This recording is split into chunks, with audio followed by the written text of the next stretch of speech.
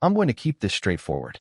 If you're on the fence about spending a few $100s on a robot that promises to clean your pool while you're at work or on the patio, this review is for you. I've been looking at the market for a while, reading the specs, watching a handful of demo videos, and checking the few comments that actually talk about day-to-day use. Link is in the description if you want to check the product details on Amazon. What matters most is whether the iGarden KI series lives up to the hype of smart and actually saves you time, money, and the occasional headache that comes with a dirty pool. First, let's talk about the biggest hesitation most people have, the fear of buying a gadget that sounds high-tech but ends up being a glorified hose. The KI claims dual-camera AI vision, 3D mapping, and a touchscreen that supposedly lets the robot navigate any pool shape without getting stuck.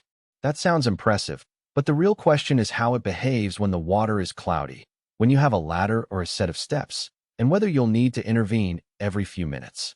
In my research, the consensus among the few owners who posted video walkthroughs was that the cameras do pick up the pool walls and obstacles pretty reliably, even in low-light evenings when the pool lights are the only illumination. The AI path planning actually adjusts on the fly. If it detects a new object, like a floating inflatable that you just put in, it reroutes around it instead of repeatedly bumping into it. Now, who should consider this robot? If you have an in-ground or above-ground pool that you use regularly, say, 3 or 4 times a week, and you're tired of lugging a hose and a net around, the iGarden KI could be a solid time saver. Its 6.5-hour runtime on a single charge translates to up to 16 days of cleaning if you set it to run a few hours each night. That means you could essentially set it and forget it, only checking the touchscreen occasionally to see the cleaning progress. For families with kids who splash, or for anyone who wants a crystal-clear surface before a weekend barbecue, the 20-minute AI Quick Clean mode is a nice feature.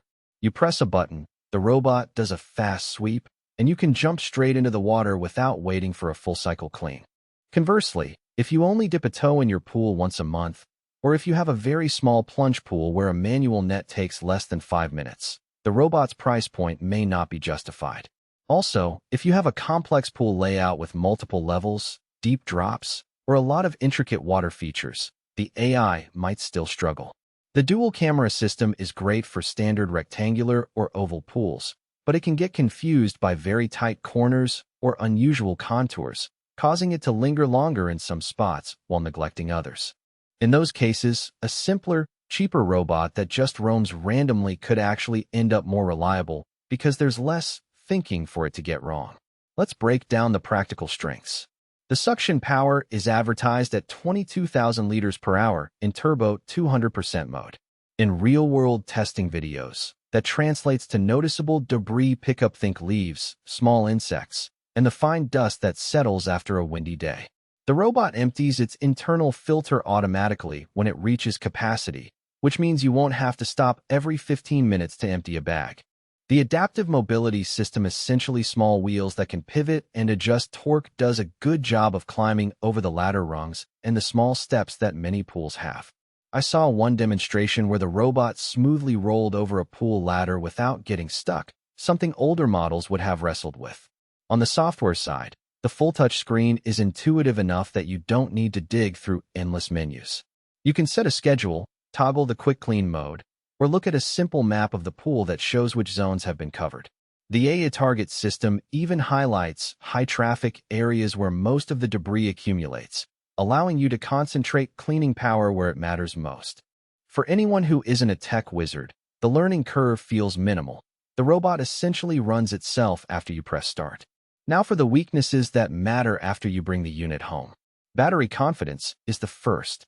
The claim of 16 days of clean time sounds great, but it hinges on running the robot for just a couple of hours each night. If you set it for longer cycles, the battery will deplete faster and you'll need to recharge it more often. The charger is a standard wall plug, so you'll need a nearby outlet that can accommodate the robot's charging dock. Some users have reported that the dock's rubber feet can become slippery on a wet deck, requiring a bit of extra attention to keep the robot stable while it charges. Another practical concern is the noise level. The KI isn't silent. The motor hum is audible, especially in